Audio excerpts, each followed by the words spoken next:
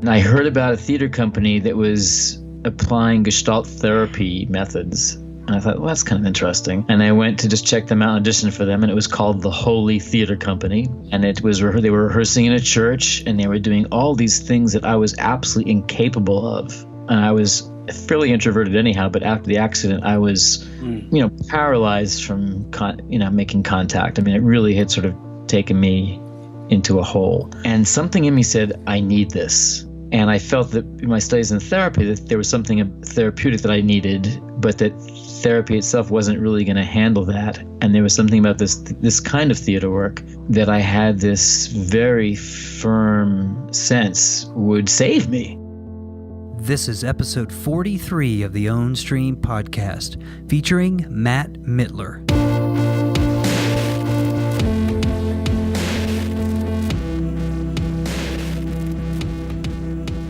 Welcome to the Ownstream podcast. I'm Teresa Scoba. And I'm Stephen Shelley, and we're super excited to share this week's interview with you. It's with a very dear friend of ours named Matt Mitler, and we know Matt from Brooklyn, and I actually met Matt back, it was a very long time ago, probably year 2000. I remember I had just gotten involved in the Gurdjieff community in New York City, and I made a friend there, a guy named Dave. Dave might actually listen to the Ownstream podcast. He's an outside of the box kind of guy, but he told me, based on my interest in theater, and I had kind of trained as an actor and a director in college and had worked for Merce Cunningham for a number of years, so I had a real interest in very leading edge kind of expressions of theater and performance, and he said, you've got to talk to Matt Mitler.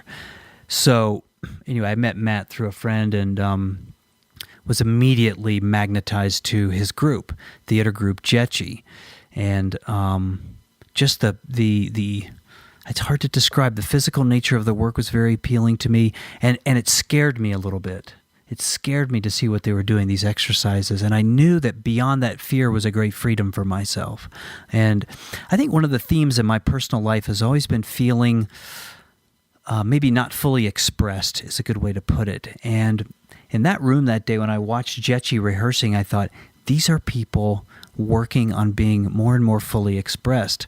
And it's probably impossible to think you could ever be perfectly fully expressed, but to see and know that people were more relaxed in themselves, more open, more free, was very appealing to me.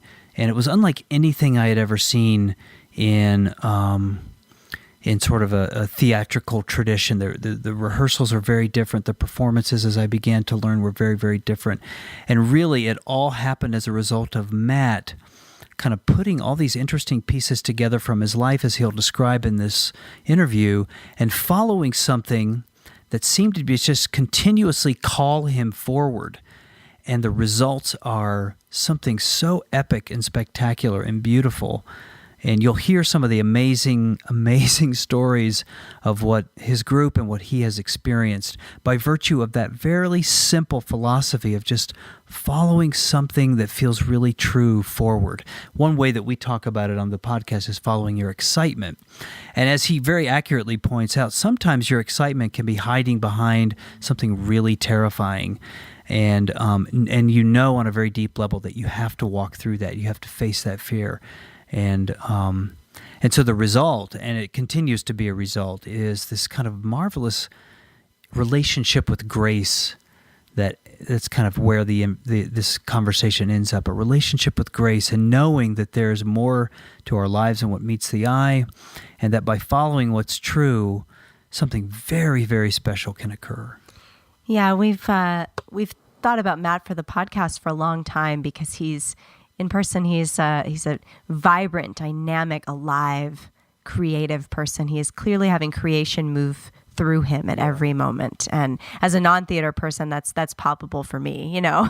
But what he's done with Dzieci, really, and he talks about his own spiritual path, his own calling, moving through him in the lifetime of his theatrical pursuits and in the creation of Dzieci specifically. And much like you just said, Stephen, actually, that his first experience at a theater workshop in college where he he had that fear and that terror, but it basically had this sense of like, I need this. Like there was this call within him that this was going to penetrate deep within him, I think, and have something deep within him be fully expressed that was at that moment quite very caged for a number of reasons. And as he describes, how he then moved through his own path and created this group as a transformative vehicle, for his own spiritual awakening and movement forward, as a vehicle for the members of the group and that community as a vehicle for the transformation in others and service to others. And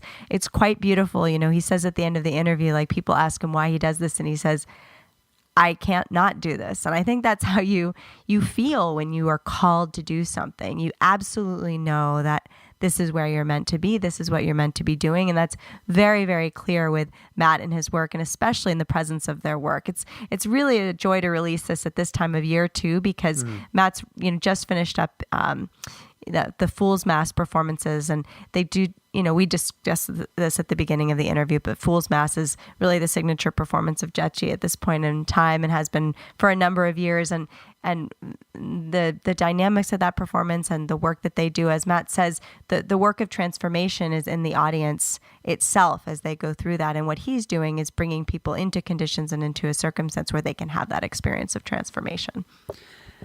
And through the conversation, I'll hear a lot of familiarity between us because we are very good friends, and we've known Matt for quite a while. And one of the joys of the Ownstream podcast is being able to feature people like Matt, who I'm guessing you've probably never heard of, but in this era of media saturation, where we're constantly seeing all these, we're constantly idolizing people. I love to feature somebody like Matt who's living this absolutely beautiful life, helping others, bringing something so valuable to the world, and at the same time radically changing people's notions of what it means to be an actor and to go to a theater piece, and all of that he's questioning and reinventing anew.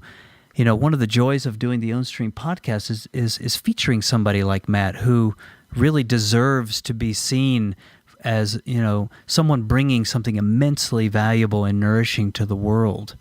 And as Teresa said, we start off talking about Fool's Mass. I had the pleasure of being in Fool's Mass a few years. Matt will describe the show in just a few moments for you.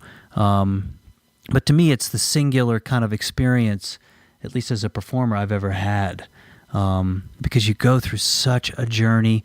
It's largely improvised, so there's no lines to remember necessarily, but you're really there just being present with the audience in this extremely intimate way, and it's beautiful. The last thing I want to say is, for a number of years, Teresa and I kind of created this event in Brooklyn called the Beat Festival, which was also a performing arts initiative that we founded and stewarded for 5 years. And in the first year, Dzieci was a participant in the Beat Festival. And when I think back over the 5 years that we did that Beat Festival, we had some amazing performers. I mean, we had Elevator Repair Service, we had Ping Chong and Company, we had Storyboard P, we had the Bed-Stuy Veterans. I mean, we did some amazing things. But the finest work, I think, presented at the Beat Festival was Ragnarok. And just to give you a sense of how Dzieci works, they worked on this piece for half a year or more, and it had been incubating for maybe a decade prior to that. And we presented it one time, and it's never been seen since. And I hope they will bring it back. My wish is that they would do that, but he didn't mention it in the conversation. I'm not sure how warm a project that is at this point, but they did it once, and there was about 250 people there, I would imagine. And I can't imagine someone leaving the theater that night not feeling like they had witnessed something so extraordinary. I'm getting choked up. But your breath was taken that night. I remember very deeply. So, I mean, what they do is very, very special. So if you're ever in New York City, or if you live in New York City now and you have an interest in art and performance and in spirituality, you owe it to yourself to check out Theater Group Dzieci, and certainly to connect with Matt. So we're honored to share this conversation. Enjoy. We'll be back afterwards with a quick wrap-up. Until then, enjoy our chat with Matt Mitler. Thanks so much. Well, cool. Matt Mitler. Wow. Fancy meeting you here. Welcome to the Ownstream podcast. Yeah, we've been chatting with Matt for a few minutes here, and we'll do an introduction, Matt, before this interview part of the audio plays. So we'll kind of talk about how we know you and a little bit about Dzieci, and we'll also talk about Fool's Mass just a bit, because since you've just ended your season of performances, we thought it would be kind of cool to just hear about how it went this year, Fool's Mass, in particular yesterday's performance at St. John the Divine. Mm-hmm. And maybe tell people a little bit about what Fool's Mass is. Yeah. Okay, so Fool's Mass, it's considered Dzieci Theatre's signature piece. I did not coin that; someone else did, or many people did. And it basically is a story of a motley group of village idiots who have been brought together to help for the Mass, for the services at a small church somewhere in Europe during the Middle Ages, specifically the plague years. And it's time for the Christmas Mass, and right before the Mass begins, the priest dies. So it's your classic buffoon setup in a very serious context, because it really is a Mass in many ways. And the fools that take part in this event, they have been supposedly trained by this priest to become the church's choir. So they are inept at everything except for the fact that they can actually sing quite beautifully. And they must make a Mass happen. Right. And and this is how many years now? Next year will be the 20th anniversary of the piece. Wow. Oh, wow. That's amazing. Next Christmas. And most of the performances are in churches or sacred spaces, and are fewer in alternative spaces. And some performances over the years have been the actual Sunday service at churches. Oh, wow. That's pretty interesting. And it's usually about 5-6 performances, kind of early to mid-December every year. That's right, isn't it? Yeah, it's gone up a little bit. Now it's more like 7 to 9 performances, and usually there's some sort of service performance during the season that's not open to the public. Oh wow! And this year it was for a group of elderly and ailing nuns in their own little home, in their little private chapel in their home. Wow! Where was that? In Nyack. Oh man. wow! Oh wow! That sounds amazing. The Marydell Faith and Life Center.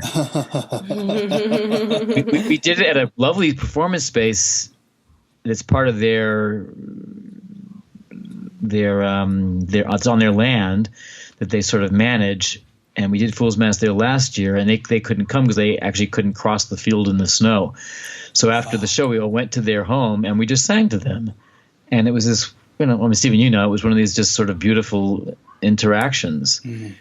And we thought, geez, we should come here and do the piece. Mm. So this year we said, do you want us to bring the piece? And they said, sure. I said, do you know what you're getting into? What's the website?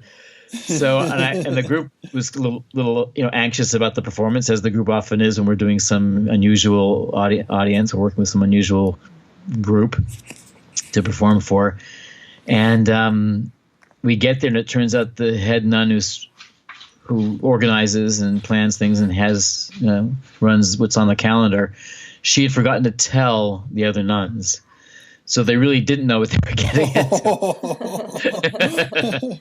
But it was beautiful. It was amazing. So that was our service performance this year. Last year we went to a women's shelter. We've done it there a few times. Oh wow, cool. But there's always at least one performance like that. And it used to be usually over the course of 2 weekends, and now we make it over the course of 3 weekends. Well, I wanted to ask that at the outset, because for me, Fool's Mass is the perfect kind of window, if you will, into your story, because it combines so many different elements of, at least what I know about you, of tremendous performance acumen, I guess, and but magnificent beauty and intelligence, but also there's this. It is, if you kind of zoom out a bit, it's a kind of a rebellious piece in a way. There's a rebellious streak to it. It's not the Rockettes, so to speak. I mean, it's not. I've told it totally goes against the form of most theater. Also goes against the form of most religious practices. Right.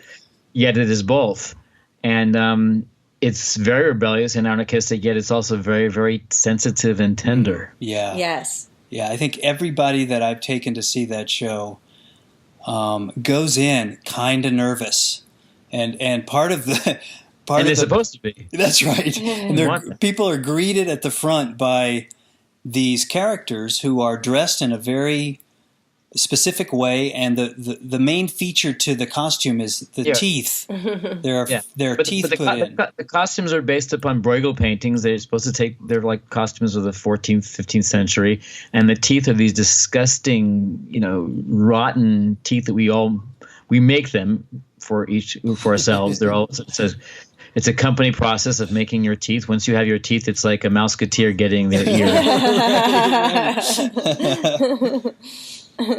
Well, and you enter. Stephen and I used to go every year when we lived in New York, and I'm sure we'll say this in the intro, but Stephen used to be in Dzieci and in the Fool's Mass, so it was such Brother Gurm was his full name. That's right, Brother Gurm. You can spell that because I don't remember how to spell it. And you're so uncomfortable in the sense that they're uncomfortable because they don't know what's happening and they can't find the father and everybody, and so they bring you in, but by the end of the Mass, uniformly everyone's almost in tears, and the sense of the sacred is so profound. It's magic. Yeah, absolutely. They're in tears, we're in tears, people are hugging us, and they're appalled, they're repelled by us in the beginning, and that is intentional because I think all of our pieces, our workshops, everything have this moment during the initiation, the beginning, where there's a gulf created, and that's on purpose because that allows for this process of transformation to occur, which really belongs to the audience. They cross that gulf. We don't even help them really. We're fools to begin with. We're fools at the end. They see us as these just horrific looking characters, and at the end they see the humanity in us, but that's their work. We open ourselves and we reveal ourselves, but the audience makes this great journey during the piece. Yeah, it's special. We'll in the show notes we'll link to some video clips from Fool's Mass, and Matt, we'll get some images from you. Maybe we could get a recent image from the Mass so people can get a sense at least of the costume and the look of the characters and the performers, because it really is something. I'm just going through my memory of my mind of all the memories from performing that piece, but also being an audience member, and how even knowing the full journey, the arc of the piece from performing in it and witnessing it, I still show up and I'm a little nervous. What's going to happen? And it is always transcended. We are also. I mean, it's not just the nervousness of mythical Father Jerzy dying, who is not so mythical. It's based upon Jerzy Grotowski, right? But there is such a realness to it. I mean, I feel that in many ways we are more genuine than we are in our lives in Fool's Mass. I'm certainly more emotional and more vulnerable than I am in my life. And there's so much at stake. We're doing these in these holy places. And people are coming for deep reasons, especially this day and age. So there's so much at stake, and the demand is so high, and there's great joy in it, but there's also this incredible unknown. And so much of the piece is, improvising is sort of a banal term for it, but it's in the moment. I do a sermon each of the shows, and in 19 years, it's always every season, every show, it is improvised. It is in the moment, and I don't know what's going to come. And it's my work to sort of create a blank slate, which is horrifying, it's terrifying, and just say, now help me. Yeah. And the whole piece is somewhat like that. There's a lot in the piece that is just, we don't know. We know there's this song, and then there's that song, and there's this song, and there's so much else. There's no blocking.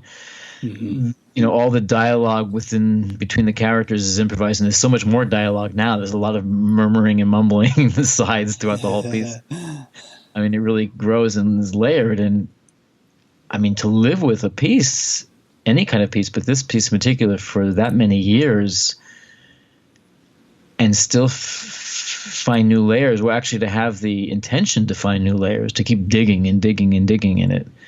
It's remarkable. It's a privilege. I mean, we all feel very blessed to have this vehicle. Yeah. It served me when my father died to make that Father Jerzy. It served me when one of our favorite cats died to make that Father Jerzy. The horrors in the world come flooding in. I remember, I don't think it was after you left the company, I think, Stephen, maybe not, I'm not sure. We were up out north of the city, and we were very close to Newtown, Connecticut, where the been murdered.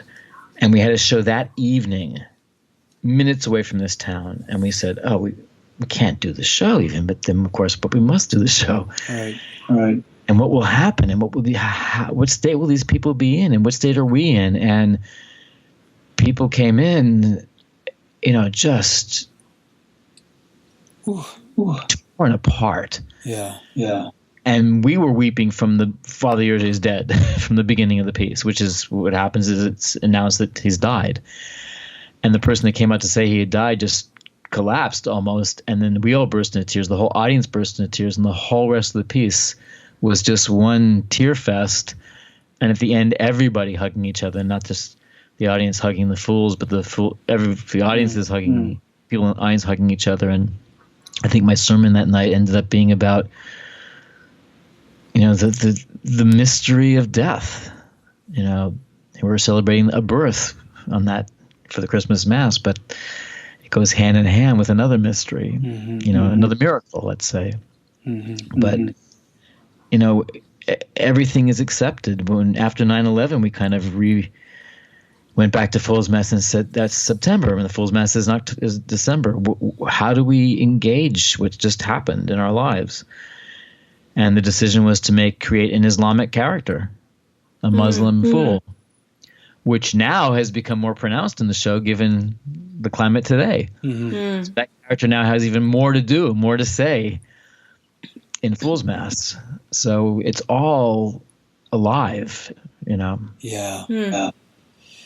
Well, this is it's a tremendous work, and people, if you're happen to be in New York City in December ever, this is the thing to go see. Forget the Rockettes or Broadway. Well, I think the Dzieci Christmas Spectacular. That's right. We're also available for hire. We've toured Fool's Mass as far as Barcelona. Oh, wow.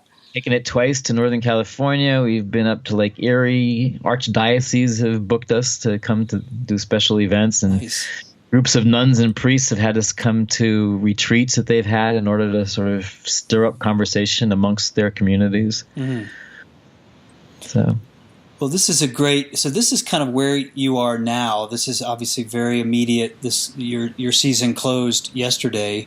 Last night. So maybe what we could do then is knowing that this is kind of where we're eventually going to end up, we could kind of go back, and I think one theme that we explore a lot with our guests is doing things kind of outside of the box. And so obviously Fool's Mass is a beautiful example of doing things outside of the box. It's not even in a theater.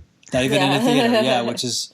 although it's extremely theatrical and so compelling. But when you were younger, before you even got interested in acting or anything that kind of defines you now, was there a sign early on that you were going to challenge things, that you would be questioning things the way that you have? Well, that's a great question. I always had a sort of healthy distrust of authority. Might have come from certain elements my parents represented, but also I grew up in Newport, Rhode Island, where it's the oldest synagogue in America, and this marvelous Irish rabbi, I think the only Irish rabbi in America, who was an incredible person. I mean, truly a righteous man, and I adored him, but I still went, why am I here? Why am I repeating this? What does this mean? What is this for? And I remember asking questions about, what's past the sky, what's past space, and thinking about, and someone said, well, it's infinite. And I go, it's infinite. I was terrified. I went, how can it be infinite? But at the same time, I went, how can it have an end? So, and these were questions no one answered for me. They just stay with me. And I remember at one point I became convinced that I was from some other planet. Somewhere around the age of maybe 5 or 6, I don't know. And I used to walk around, the neighborhood looking for what I imagined were pieces of meteorite. I now realize they either were pieces of coal or molten metal from some foundry. Who knows what they actually were? But I would find certain kinds of rocks and pieces of metal that I would be convinced were from meteorite, and that I could use them to communicate with my real people. Wow! Wow! My brotherhood is somewhere in space. Yeah. So there's a photograph of me. I guess I'm somewhere around the age of 7 or 8. Where sorry, I'm sitting in my little room, and I've got a shoebox in front of me, and in the shoebox is this stone, this piece of pretend meteorite, with string taped to it, and then the string goes from the pretend meteorite to construction paper headphones I've built, and those are taped to my head. Wow. And I'm sitting there with this intense look on my face, like through mental power alone, I'm going to communicate. So there's your answer to your question. That is great. Wow. That is great. Wow. And so in terms of, your search, seeking from there, was that when you first got into acting, was it related to sort of this search you had for who you really were, or what was beyond what was in the infinite? Were those two in parallel for you? Well, there were sort of two influences from theater for me. The first was my father was in radio. He was in the military, but he also before that had a radio station, had been in radio before I was born. And my mother had been a sort of musical star and a comedian, and also did radio. And she introduced me to theater at a very young age. And I think the first full play I saw, and remember she took me out of school to see this. It must have been a Wednesday matinee. Was Oliver, and here were these kids, and they were acting and singing, and I was just stunned at that. And then there's a gun that goes off, and the character dies, and I could hardly breathe. What was her name? It's Bill Sykes shoots the gun at Sally, Polly, what's her name? Anyhow. And I was just knocked out. This was so powerful for me. And then I saw some other theater, and then I remained interested in theater. My parents would bring me to other shows, but I was involved with fine art. Part of my sort of weirdness as a child, not just shoeboxes and tape. I did a lot of stuff with shoeboxes and tape, but I painted and I drew and I did sculpture as early as I can remember. And my parents thought I was certainly strange, but also a prodigy. So they put me in art school with kids that were 10 years older than me. And I was in art school from a very little kid on. And through art school, I met kids that were in theater programs as I started to get old. So there was this kind of blending with that. But I was a little bit, I would kind of be interested in it. And at camp, there'd be skits and things. And I found ways of doing book reports and other programs in my regular classes that involved something theatrical because it was more fun for me and much easier than actually writing a report. Mm-hmm. So I dress up as Freud for my psych class. And just talk for half an hour. Things like that. I do little radio plays and put them on a cassette tape for different Civil War studies. So that stuff was always happening. And then in high school, there were so many people like in my art classes that were also doing theater that I got sort of nudged into it. And I found it terrifying, but also compelling. And I was beginning to question the relationship of me through art to the public that would be a witness to that art. Mm-hmm. I remember sort of seeing something of mine that won some award hanging up and people kind of gathering around it and looking at it and going, interesting. But it's not me anymore. I have no relationship with that public. Not that I wanted that attention, but there was something about the relationship. And I began to sort of question the art a little bit and look at theater somewhat more directly. And then at the age of 18, I was in a very brutal car accident where I was basically pronounced dead. They said that there was 90% chance I wasn't going to survive. And I made it through surgery, and I obviously survived. But I came out very disfigured, and my face had been smashed in, and I couldn't see or speak for a period of time. And then my mouth was wired shut, so even when I finally could speak, I had to talk like this. Mm-hmm. And I was still so disfigured that people kind of cowered and had a hard time even looking at me. And I went off to start my first year of college in that state. Mm. And I was majoring in psychology, and I was still very, very interested in psychology and psychotherapy, especially humanistic forms of therapy in psychology, and existential, again, the kind of anarchist approach, R.D. Laing, people like that. And I heard about a theater company that was applying Gestalt therapy methods. And I thought, well, that's kind of interesting. And I went to just check them out and audition for them, and it was called the Holy Theater Company. Mm. And they were rehearsing in a church, and they were doing all these things that I was absolutely incapable of. And I was fairly introverted anyhow, but after the accident, I was, paralyzed from, making contact. I mean, it really had sort of taken me into a hole. And something in me said, I need this. And I felt that in my studies in therapy that there was something therapeutic that I needed, but that therapy itself wasn't really going to handle that. And there was something about this kind of theater work that I had this very firm sense would save me. Mm. And I stuck with it.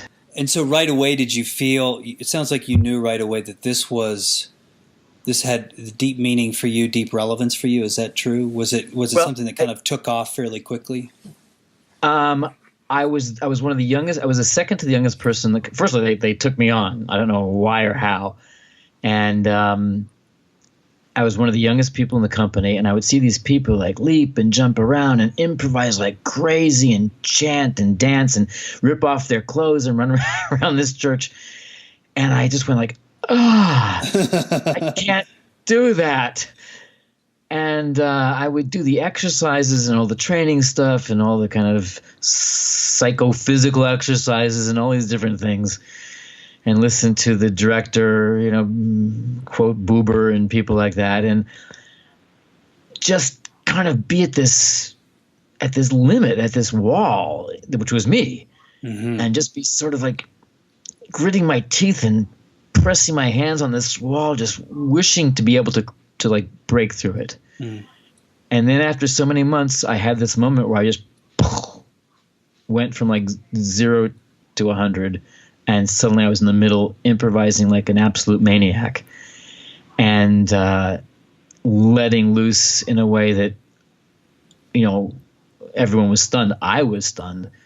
And from then on, there was like no turning back. Wow, that's great. And the name of the group was the Holy Theatre Company? The Holy Theatre Company. It's a very auspicious name given where you ended up. I mean, there were roots to Grotowski and to I was going to ask about that. Richard Schechner, and then the group dissolved. And I was like, what? And then a group of us within the company formed our own group, which was even more experimental and totally out there. We did these performances which were entirely improvised, often with long stretches of pure gibberish, being drenched in sweat, and they would go from 4 to 6 hours long, and the audiences would stay. Oh, man. The entire time. I mean, this is like 70s, so it was perfect. And then that group sort of deteriorated, and I went and joined a real theater company. But from then on, I wanted to go to the source, which for me was Grotowski. Yeah. So I had it, in my mind that, at some point that's going to be where I want to just check out what that really is. Well, I have heard you tell amazing stories about Grotowski, and I think you probably caught him at the end of his life. Is that right? I think he passed away in the mid-'80s. Is that right, or was it? Well, actually, what's really sort of amazing and shocking and wonderful is that he died like days before the first Fool's Mass performance. Oh, wow. So mid-'90s. That's when we named the priest, and the priest who dies in Fool's Mass became Father Jerzy. I don't remember what we called him before that. Right. And I did feel this kind of like, oh, yeah, that's my theatrical father. I mean, Ryszard Cieslak, who was his lead actor, was really my mentor. Mm-hmm. Had these interactions with Grotowski, but Cieslak was my man, and then he died. Which was another profound shock, and how to continue that transmission. Yeah. And for those, listening who don't know who they are, can you share a little bit about who they are and more about the time you spent with them and their impact on you? Well, Grotowski, it was the Polish Theater Laboratory, and they were in Wrocław, and still are, in Wrocław, Poland. Later on, he moved to Italy and formed the work center of Jerzy Grotowski, which became the work center of Jerzy Grotowski and Thomas Richards. And that continues under the direction of this man named Thomas Richards. So at the time that I went to study, Grotowski was moving from theatrical performances into the period that is well documented in My Dinner with Andre. Right. If anyone's familiar with that. And if you're not familiar with that, you should be. That's a great film.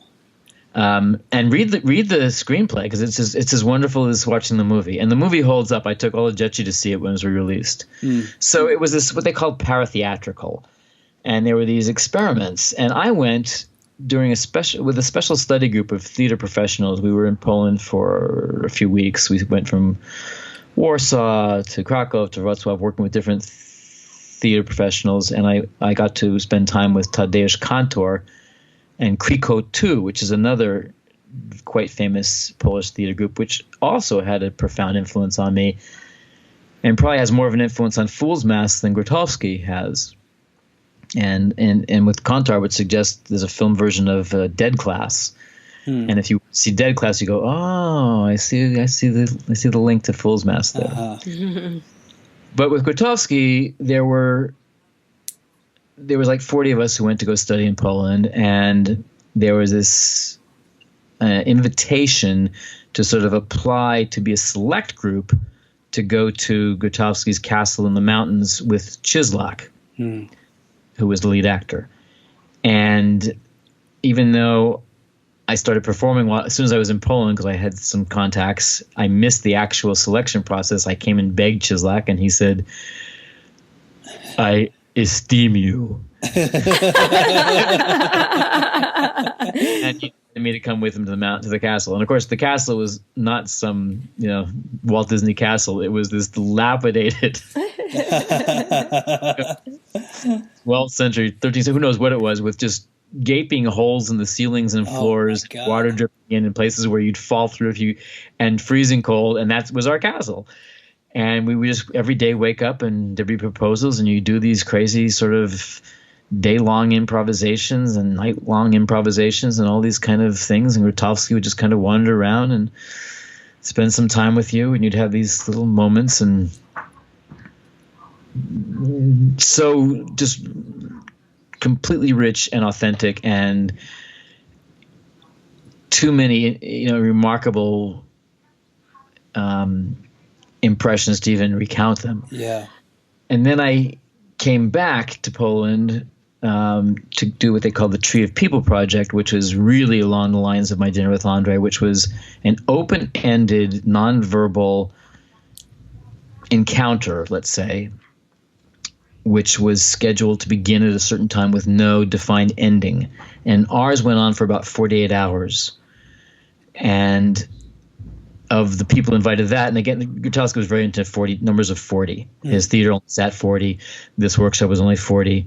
At a certain point, I was the only person who continued without sleeping for the whole time. The company would take turns sort of leading it. And groups of like 3, and you never saw when 3 would leave and new 3 would come in. They always managed to make it invisible. So they were taking turns, but the people in the workshop were just there, and you could go to sleep if you wanted to. You could go take a cold shower if you wanted to. You could go step outside and eat hard-boiled eggs. They had a humongous vat of hard-boiled eggs.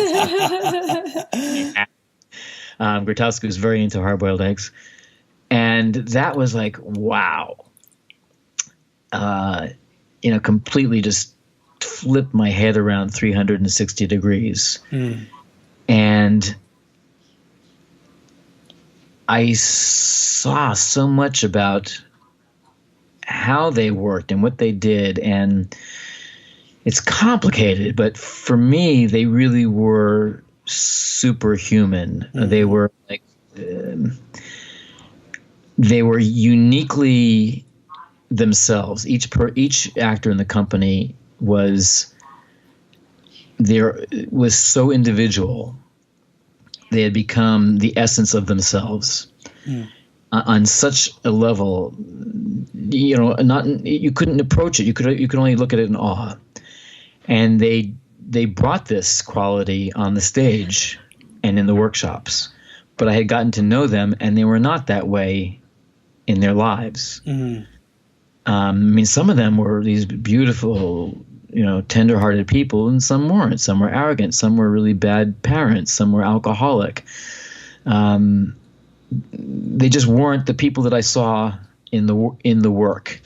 And I began to go, I want whatever I do to inform my life. I don't want it to be that in these 4 walls of a sacred theater space, that's where I am sacred. What is carried, what can be carried. And I began to sort of have my doubts about how they worked. I also saw people really kind of break down, and not in a good way, in their work, and then the workshop would be over and they go, see ya. The only advice they gave was not to talk about it because no one would understand what you were saying. People were crazy, which was very good advice. But there was no sense of responsibility of how people left the work. Also, no real responsibility in how they entered, I felt. I was looking for something that was more than that. So my dream had been to join their company. And after the Tree of People project, Zygmunt Malik, who was, I guess, their lead voice teacher, who was one of the core members, I was going to stay in Poland and work in Poland, and he invited me to come work with them. And that was the dream that I'd had. And I just thought, I'm not sure about that. And right about that time, I had heard about Carl Rogers, who was one of the founders of humanistic psychology, who in my psychology studies was, represented, he was like a guru for me. Never met him, and he was leading this international workshop outside of Rome. And something in me said, go stay with Rogers. And so I did. And that became a real part of the puzzle. It really answered some questions for me. And a lot of my work really shifted and changed after Rogers. But I should precede all the stuff with Grotowski with something. I was leading experimental theater workshops and creating experimental pieces before I even went to Poland. And I was, through this theater company I was with in Washington, D.C., I was creating various ways to engage disadvantaged populations. So because I was interested in that, I became the person when a grant came in that would design workshops for the blind, workshops for the deaf, how to work with kids with spina bifida, how to work in hospice. And I was like 19, 20 years old. So that's what I did. And when I went to Europe, I started to lead workshops. So I was leading workshops all over Poland, and they were pretty intense and pretty wild, based upon, the theater exercises I had learned. And I'm sorry, I'm going so out of order. Another element, which is, I'd say, perhaps more the turning point than anything else, was in high school. This is before I even became involved in theater. They wanted to start a model program of peer counseling with high school kids working with middle school kids, problem areas and problem issues.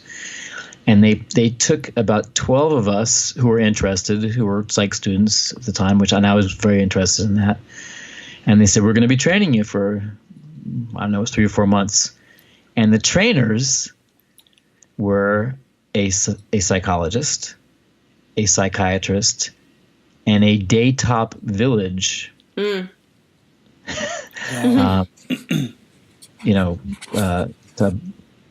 village professional, which meant he had been through daytop village. He patient there, and now is a leader there. And that was like, what the hell is going on here? So that actually opened me up to trust exercises. And all the kind of work that was being done with these people, I then encountered in the Holy Theater Company under the auspices of theater. But I knew it was so much more than theater. So if I hadn't had that in high school, the Holy Theater Company would not have intrigued me in the same way. So really, I have to say that it happened there, and therapy was the lead in. So to leave Grotowski and go to Rogers completes the circle. One thing that it's just hearing you describe this, and we'll begin to talk about Dzieci in a moment, but it's so clear that you were being made ready to create the kind of group that you've fostered and created in Dzieci because of all the different influences. And you can almost see a thread leading all the way back to those moments when you were studying psych early on that kind of has brought you all the way to where you are now, this kind of inquiry about how can acting performance theater, how can that become not only creative and beautiful, but also of service, also a vehicle. Service. Yeah, also something that can allow others to rise up, that can inspire others and serve. Right, the sense of responsibility and transformative, and this question that I think I had as a child, which is, why am I here? And what is here? So what does here mean? And this sort of wish, because things got sort of compartmentalized for a while, was how to integrate all of this. I mean, here's theater, here's therapy, here's art, here's service work in hospitals, and am I I can be in this milieu and that and this, and is there a way for it all to come together? And I've often said in Dzieci to the rest of the company, I said, if someone else was doing this work, I would be in that group, because it's really hard running a group. I wouldn't have done it on my own, but it wasn't around. I couldn't find it anywhere. So when I didn't really know what I was looking for, but it definitely wasn't existing. So when you created Dzieci, what were you seeking to create, pulling all of this together? Well, I didn't know what it would be, and certainly if I could never have imagined that it would be what it is now. I'm just stunned that it is what it is now. And at the time, all I knew was that we couldn't perform off the bat, that there's something that had to be some part of us shouldn't be nourished and starved of it, and then some other part needed to find the wish to be nourished in a different fashion. So the first work of Dzieci was just service work. A person that joined the company, and how he even came in, I don't remember. He was a psychologist, and he worked at Cabrini Center for Nursing and Rehabilitation, which you had many experiences with, Stephen. Yeah. It was a hospital for, and most people who came into that hospital did not leave that hospital. Mm-hmm. There was a floor that was hospice. There were floors for dementia. And it was like 5 floors, and there were maybe 400 beds, and we would start on one floor, and we'd go bed to bed to bed to bed to bed all day long, doing subtle healing work and doing chants with, over people's beds, going into the day rooms and lunch rooms. And we did that. We worked with kids in hospitals. I had a friend, psychiatric hospital for children that I knew, and she brought us there. And we had these various hospitals that were pretty regular, and we did that. And we did improvised kind of performances on the street, which were terrifying and difficult, but nothing for the public, nothing in a theater for at least the first year. And then that first piece ended up being Fool's Mass, mm-hmm. which was still not your, classic kind of theater piece. I mean, none of our pieces involve a separation between performer and audience. Some are more interactive than others, but there's no show we do where you cannot see the audience's faces. Mm-hmm. It's no show where we're not alive to the audience when they first enter, and when they exit, there's something happening. It's permeable. There's not some sort of wall. There's not the fourth wall. Yeah. So, people didn't stick with Dzieci. It was very demanding. I was sort of totalitarian in the early days, and very demanding. And I had, I was working through things myself, and how to lead, and how much to listen to the group and individuals in the group, and how much to enforce my will, and what's the balance of that. And I many times sort of gave up things I shouldn't have given up, and let the group sort of run away. At one point, I said to everybody, look, you have to decide if you really want me to be the director or not. Mm-hmm. And I'll be back. I'm going to leave today, and you're going to finish rehearsal, and you figure it out and let me know. And if your decision is that you really don't, you want to have the director be, change amongst the rest of you and have a different person every week, or you want to, group decisions to rule, that's fine, but I'm not going to be part of it. So, let me know. Mm.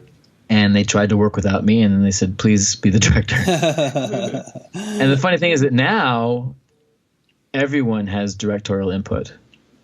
I mean, I'm still the final straw, and I like to bring any decisions that are difficult. If there's time, I bring it to the core group, and I say, look, I feel this way. What do you feel? It's very, egalitarian now, much more than ever has been. And if there's a discussion and there's a talk back afterwards, everyone has equal voice. Mm-hmm. Whereas there were times when I said, maybe you don't answer questions here because you really don't understand what's happening in the group to be able to speak about it. And then they'd be furious with me. But it was the truth. Mm-hmm. So, and I only started, making those kind of decisions about please don't say anything, because I would let someone say something and I'd be humiliated by what they would not represent the work of the group. Mm-hmm. So it's a big learning curve, but there's a group right now that is so much on the same page. And do you still, is there a kind of a formal aim of the group, and is it stated? I'm trying to kind of understand, because Dzieci is a group, but it's really a community. I mean, I see you as not only a theater group that does works of service and creates beautiful performances, but also a community. And what is the aim of the group? Is it something clearly stated that you've all talked about?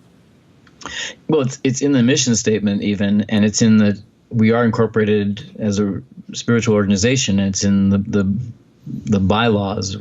So it is part of it.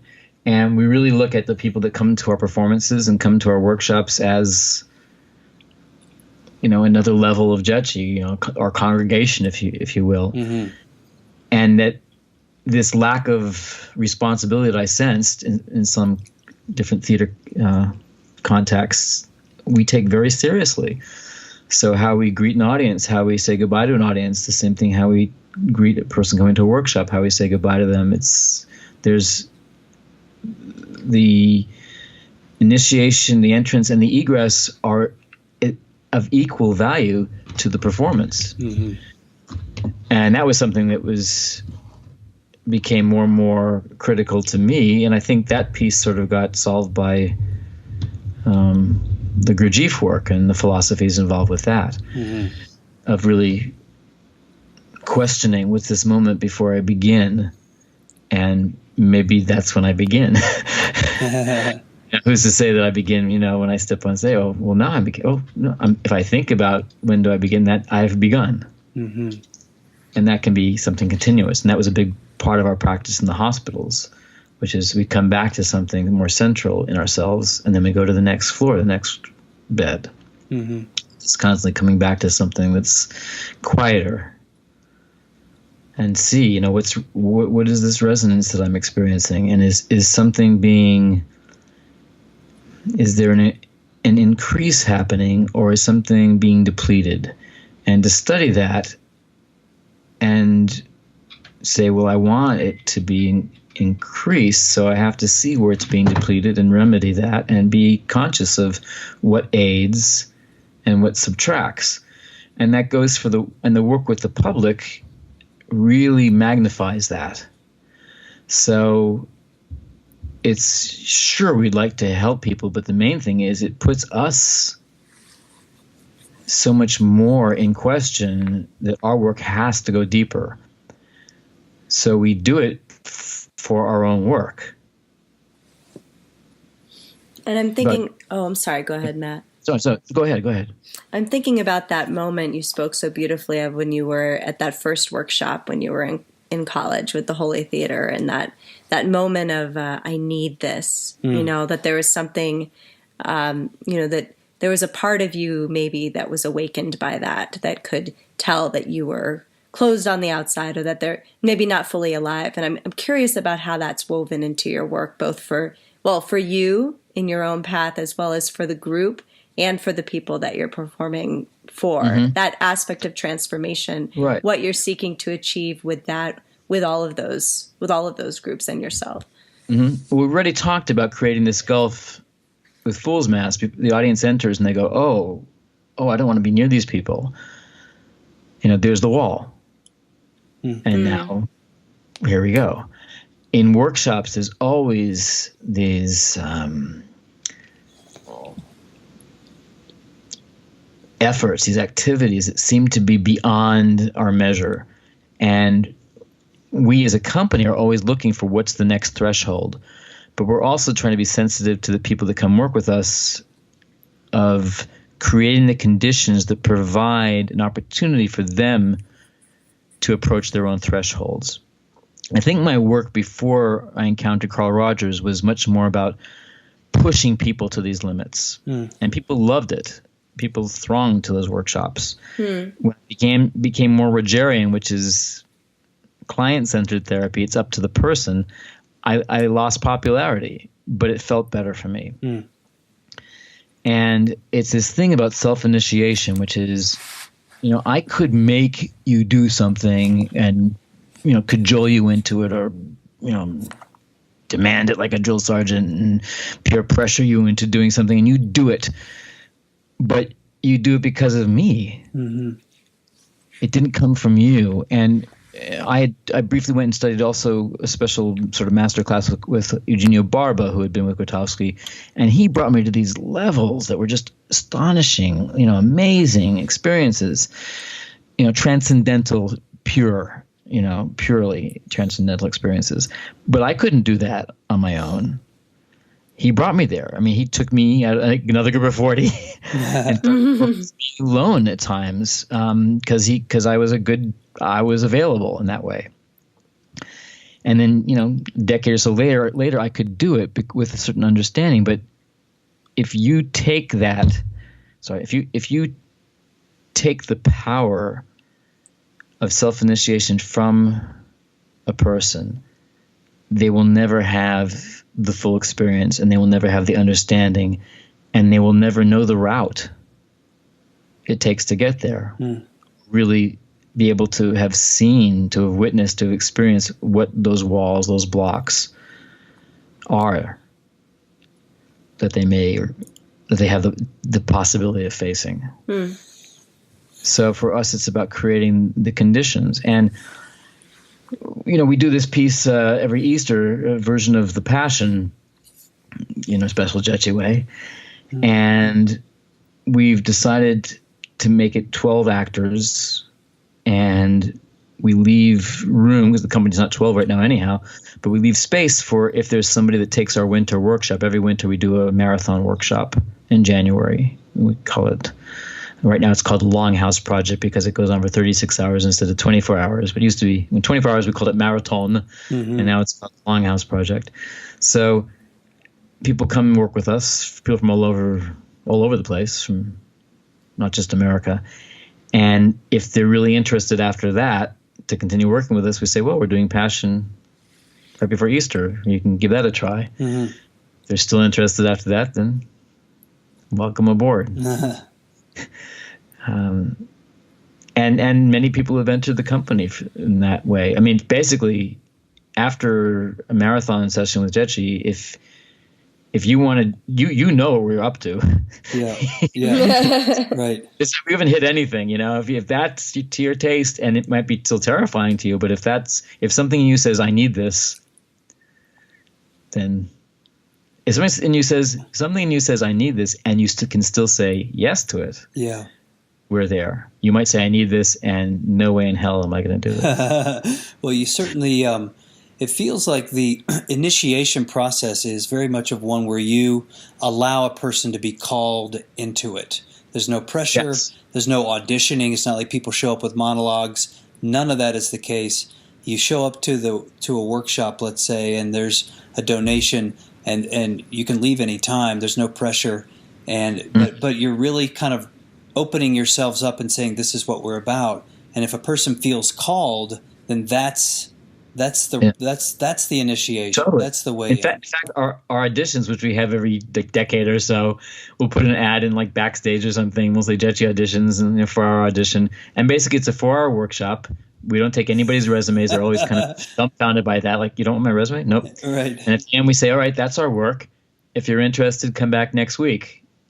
We're letting you audition us. Yeah, that's cool. I can remember the first time I came, you allowed me to watch, and I sat there and watched, and I was just, it was unlike anything I had ever seen, because I think for people listening, if you have no experience in theater or performance, or certainly companies of actors doing things regularly together, what Matt's describing here is extremely unique. It is absolutely not the norm at all. In fact, someone asked me about what theater groups you like. I said, we're actually more like a Santeria ceremony or a peyote chant. Yeah. We're much more like some tribal ritual than any theater that you know. Well, and I think that brings up a question of what is to you the relationship between the sacred and acting and performance, and I'll couch that with my own experience, which is the conditions that you describe, these workshops, the rehearsals, the performances. The performances for an actor are very much a condition of kind of having an experience that you can't have, say, walking down Fifth Avenue in New York City. And so for me, it was always this excitement or draw to freedom, where I could find ways to be freed on the interior through this kind of sacred activity that was contained in all of Dzieci's work. It seemed to be all very sacred activity. But I'd love to hear you kind of characterize that, because what I think this is for the people who are involved in it, it is a spiritual, it is a way that spiritual principles come alive, and it becomes almost like it is a spiritual community where people are evolving and growing and transforming. And so for you, I wonder, over 20 years now, I assume it remains that way. But maybe you could talk this point of like the spiritual sacred nature of searching within the conditions of theater.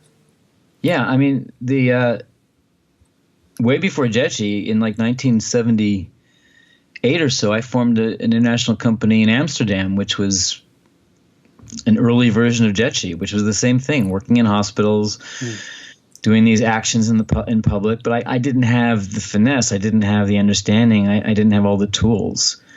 And I also was very naive. I thought I could leave and go back to America and then come back and the company would still be cooking. And, it didn't work that way. That they could work without, constant sort of direction. But the spirit, one of the things for me with theater specifically, and we like to say that theater is a vehicle. Grotowski used that same sort of terminology. We could use any number of things to seek what might be sacred, to seek the sacred.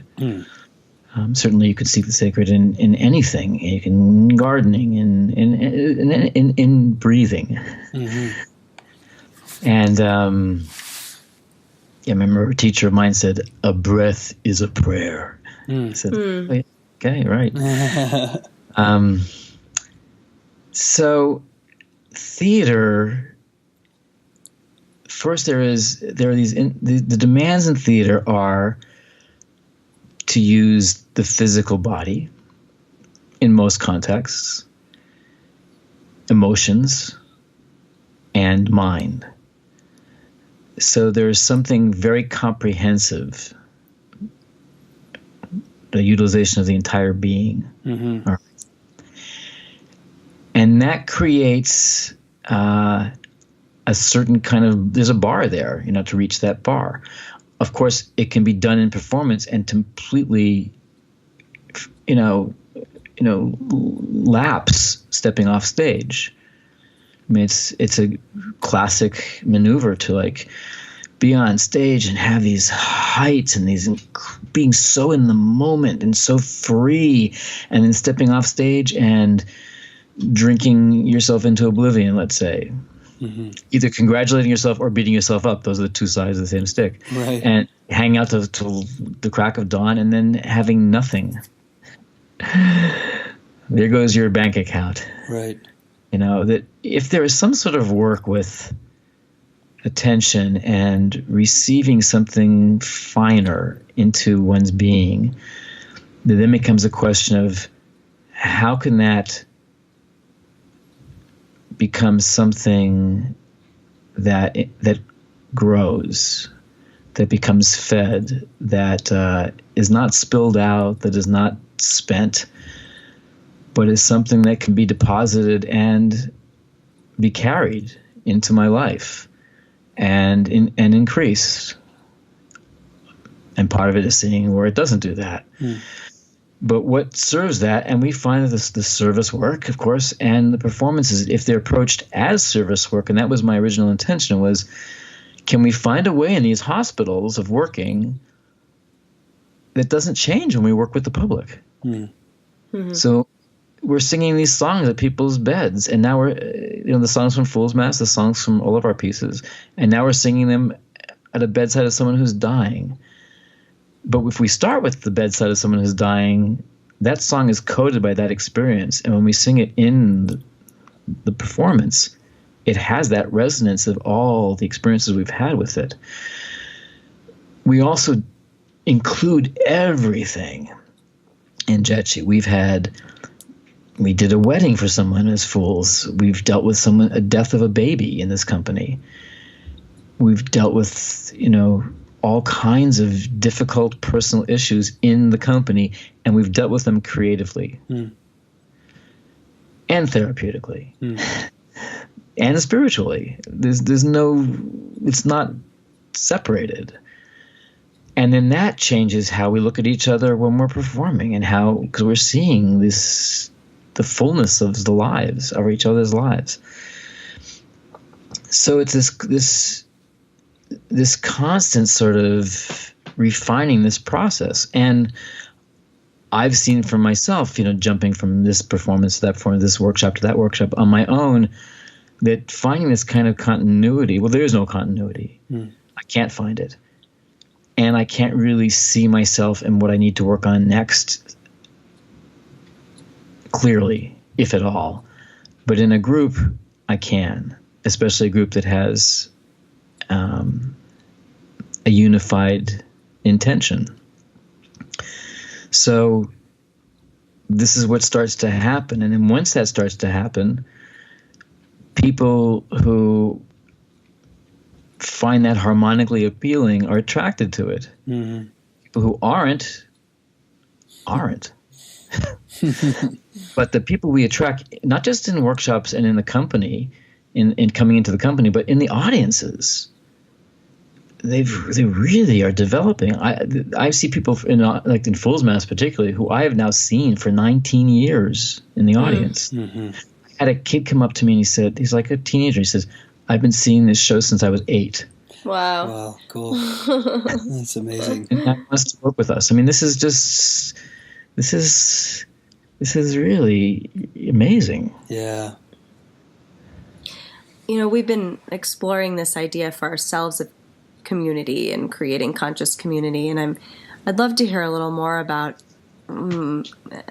this idea of one intention, or I don't know if it's one mind, one intention, or how you kind of cultivate that in the space or cultivate that in the practices with the group. But you could see it through the, in terms of only having those who are called to come be a starting point, But I wonder how you maintain that. That makes a huge, huge difference. If it was, I really want to work with you, I'm appealing to someone's ego. I mean, part of the thing is we make it really easy to leave the company and hard to get in. Yep. Which is how real practices are.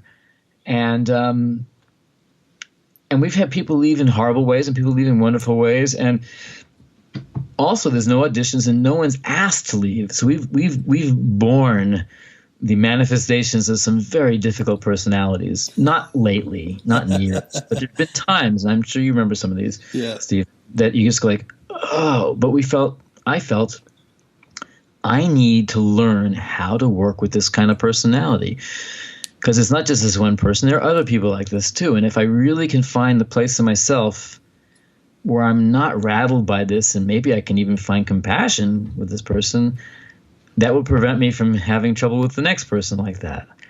And we've seen some difficult people suddenly shift and not be so difficult anymore, and then grow to really love Dzieci and love the group, and they leave the company, but they come back to see performances, and they sometimes send us money, and they still speak very fondly of the group. So there is a I remember one person I was having such a hard time with, and a friend of mine was a psychotherapist. I said, "Will you help me model how to deal with this person?"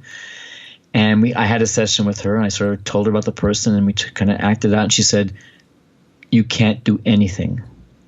He says, "You cannot change this person. You cannot change yourself from the face of this person." She said, "This is a kind of personality. It's hopeless." And I said, "Well, I hear you. Thank you. But that's not my ethic. I have my rules." And it worked. It took a while, but it worked. Person left in peace. And that for me is really, that's the way I want it. But one thing I wanted to say to you, Teresa, about forming an intentional community, because there are many intentional communities, but to create one, and one that may have a possibility of continuing, and who knows how long Dzieci will last. It's a great question. It's one that I certainly, spending a lot of time considering. But it's to have other communities that can envelop us. So for a long time, we would go out of our way to encounter other spiritual enclaves. We have been at retreats with Peruvian shaman, we've spent time with Sufis and with a rabbi who had studied with Martin Buber would also practice Hinduism. We were a Hindu group in the lineage of Ramana Maharshi. We've done all these kind of sort of experimental encounters. And one interesting thing is each one of these groups has embraced Dzieci as being one of them. And at a certain point, we had logged all these different spiritual masters and spiritual communities. And we still would go to any community that wanted us to come to them, that wanted to hire us to come in and work with them. But I said to Dzieci, I said, there's so many and we only have so much time. Is there one person or one community that seems to fulfill more of our needs? And there was one that we were. Another thing interesting about the one mind or a shared intention is that at a certain level there is no disagreement. And everyone right off the bat said yes. And the place that they picked was the Abbey of Regina Laudis, and a particular nun who was the prioress at that time, Mother Dolores Hart. A very, very unique community, and we've been introduced to that community from the daughter of sorry.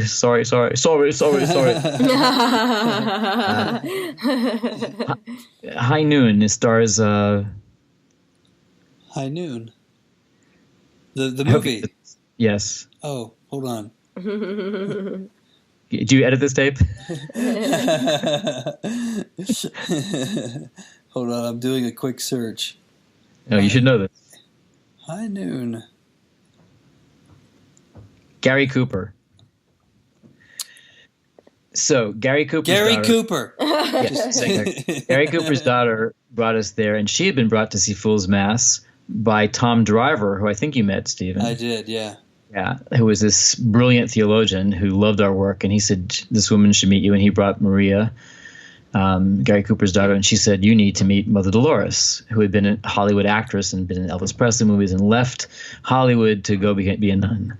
And there's been a movie made of her life, and she's one of those remarkable people, and I would put her on the same list as Carl Rogers and Ryszard Cieslak and R.D. Lang and some of the other gurus I've had a chance to meet. So that became the place where we would spend our time, and we would work with them, and we eventually performed Fool's Mass for them, which was terrifying. I thought that could be the end of the relationship. And then they invited us to create a passion for their community with them in it, which led to us creating our own passion. Wow. So and then they had us create a Shakespeare collage as a secret gift to their mother abbess. And we spent like a year working with them on and off to create a theater piece that all these nuns were jumping around in their habits doing in a Dzieci way. They were terrified to do, and that they did, and none of them were actors. Wow. So it became from us just, they said, well, you can come here and perform. We said, we don't want to come here and perform. I said, there's something here, and I feel that we need to just be part of you and not just bring our special tricks, and maybe at some point we can share our stuff, and at some point we can maybe work together. So now we've been going there for, I don't know, since La Mama, basically. It's been a while, yeah, 10, 15 years. Yeah, 15 years maybe. And that is the community that sort of is the mother community to Dzieci. And I've gone there and I've talked about my difficulties with Dzieci in private with Mother Dolores, and the group has had discussions with some of the the nuns that are supervised there and on difficult issues. And I've been a pallbearer at nun funerals there. So we are been really, and they say we are Benedictine. They say, oh, you're Benedictine. What's interesting there is I actually, got the rule of St. Benedict, and I said, I should read this. And I went, that is a lot like Dzieci. Interesting.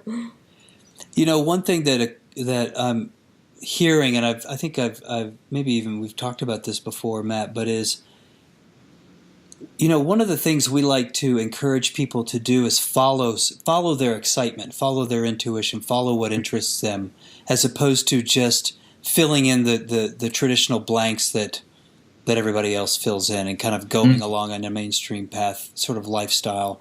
And these things you're describing, of having nuns in habits performing with you, jumping around in the Dzieci way, like that is something you could never try for. You could never shoot for that. It's such a gift. It's such a grace. It's such a blessing.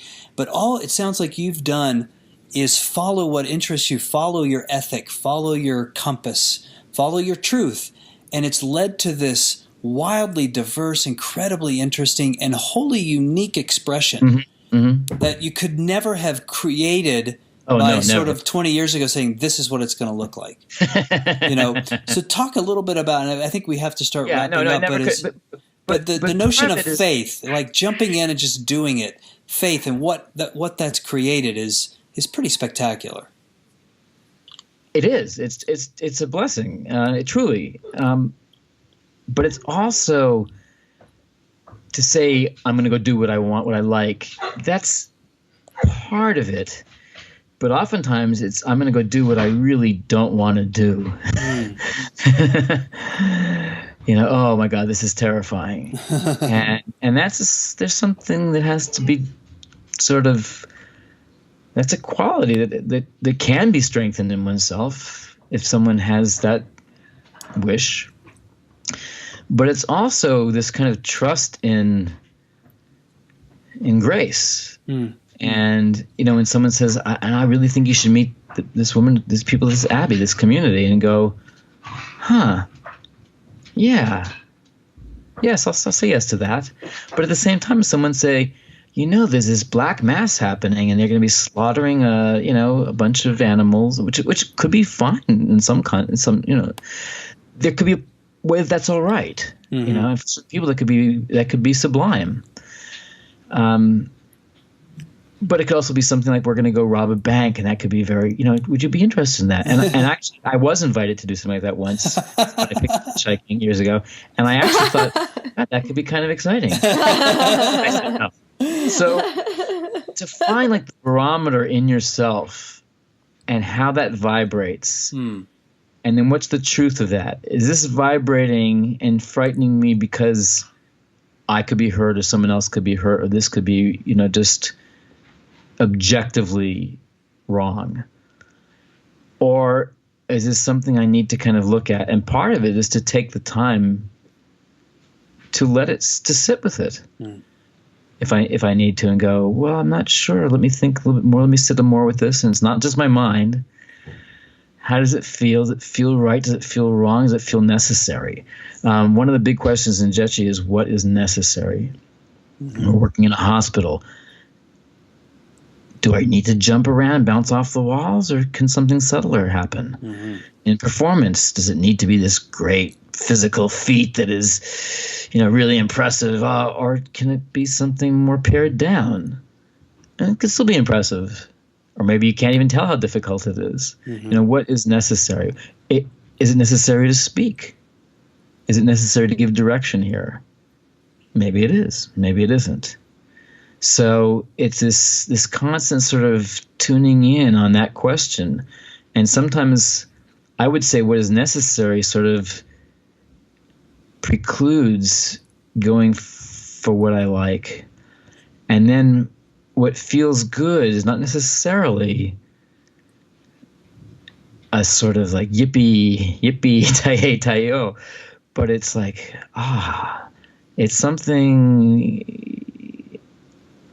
Grace really is the best word I can find for it. Something is lifted up. And one of the sort of guiding principles in Dzieci, which is not just in Dzieci, of course, is to try to be sensitive to what represents the higher, what represents the finer vibration, and to align yourself with that, for me to align myself with that. And in certain realms, maybe I represent that, in which case I need to be active. But if I don't represent that and something else represents that, I need to be passive. Well, I know that I think we need to wrap up. Stephen, did you have a follow-up to that? Well, I got like dozens of follow-ups, but I think we have to be sensitive to Matt's time and certainly to our listeners too. You put your camera back on. I'll bring Karen in. Oh wait, we have 3 final questions that we asked. Coda. So we're going to ask those quickly, and then we'd love to see Karen. Right. Yeah, let's see Karen. So the first, these are questions we ask every guest on the podcast as a final quick fire question. So the first is, what book or books up to 3 would you recommend that every human being should read? Well, a book that I go back to over and over again is the Gospel of Thomas from the Gnostic Gospels. And those that have ears, let them hear. Those that have eyes, let them see. There's stuff in there. There are things that I find I can always look over again and go, oh, right. And the book that I was actually talking about today to a friend that comes up over and over again is a book by Lewis Hyde called The Gift. Oh, yeah. Yes. There you go. There you go. The subtitle is The Erotic Life of Property.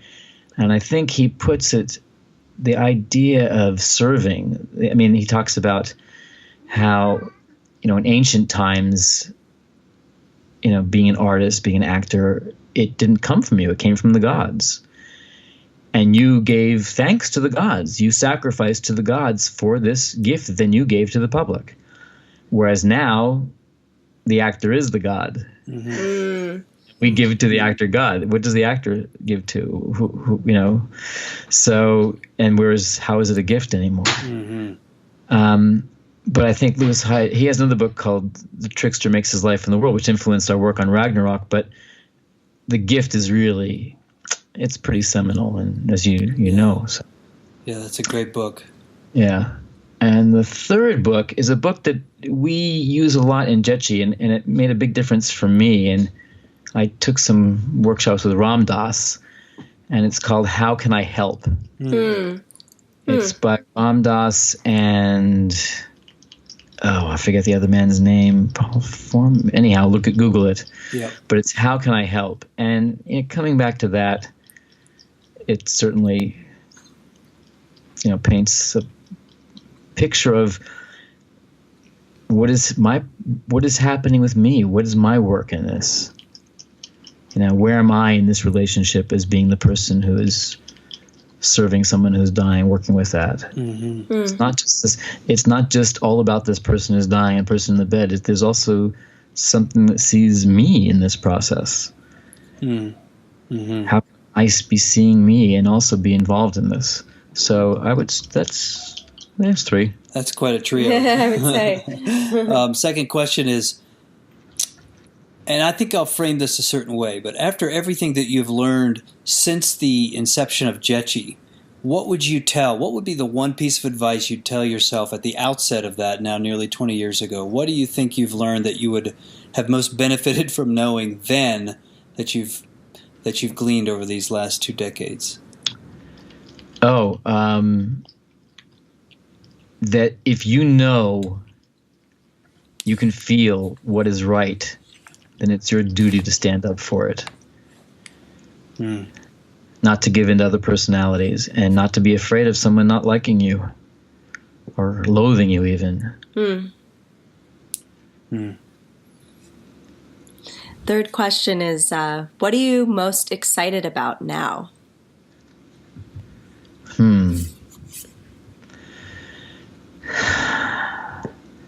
I mean, it's interesting because often people say, "Oh, you're excited for this?" I go, "Not really.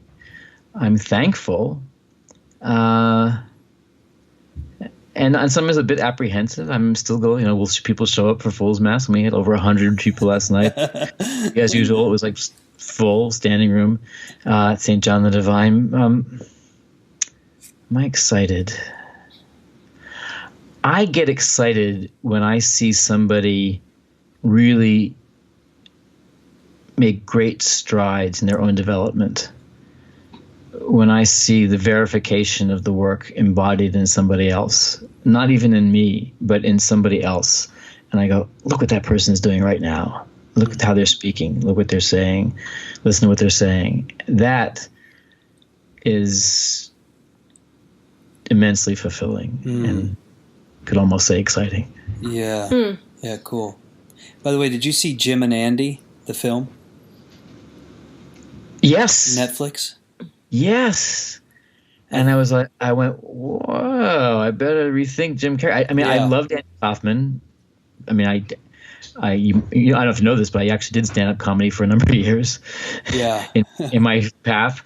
And I adored Andy Kaufman, and I didn't think Jim Carrey really captured the sort of innocence and naivete of Kaufman, although I appreciated the sort of physicalness of his performance. Mm-hmm.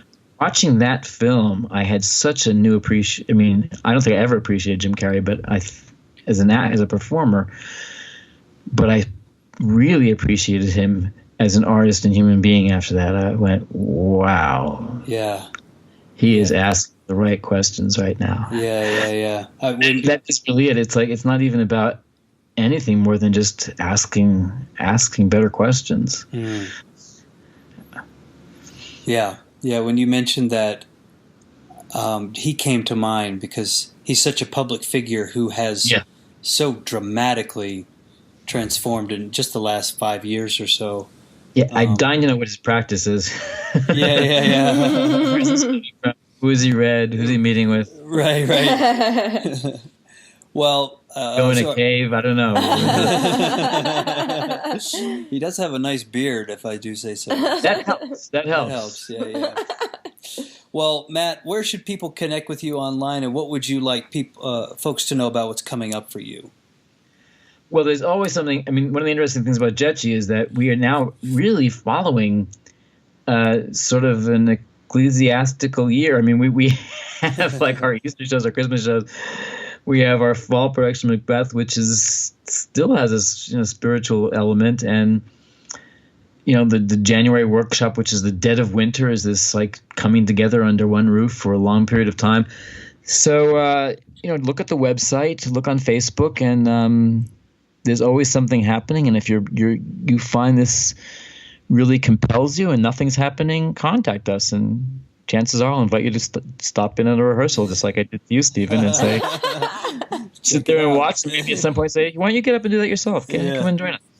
So we're very, knock. Yeah. Come knocking. Yeah, nice. Beautiful. Well, Matt, thanks a million. This has been tremendous.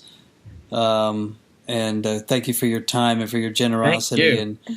And for really kind of embodying what you're teaching and what your work is about, and for creating what you've created. It's an inspiration, I think, for performers, and our hope is that people from the outside now will begin to see how wonderful it is that what you and Dzieci do and have done. And if I just add one thing, you don't have to use this, but sure. One of the things in common amongst Dzieci is, and not everybody in the group came from theater. We've had people come from divinity school to Dzieci, and from psychology to Dzieci, from accounting to Dzieci. Is a sense that they were dissatisfied with what preceded Dzieci. I was moving my way up the ladder as a director, and finding the higher I got, the more problematic it was, the more sort of painful things were on a sort of soul level. So, knowing what you don't want is valuable. Mm-hmm. And the other thing is that I've been asked, why are you doing this? And my real answer is I can't not do it. Yeah. I just there's no other possibility. I think that's a perfect place to end. It's beautiful. Okay. That's it for this week's Ownstream podcast. Thanks so much for tuning in. We hope you enjoyed this awesome interview with Matt Mitler. Be sure to check out the show notes for this episode for links to everything mentioned, including Dzieci's website, Facebook page, some Fool's Mass clips, and of course links to the books Matt mentioned. All of that can be found at ownstream.co/Matt Mitler. That's ownstream.co/MattMitler. Also, please sign up for a weekly tip-off email at ownstream.co and just click the sign up button in the upper right-hand corner. This is where we share each Monday 3 cool things we've learned in the last week in the areas of lifestyle, business, and spirit.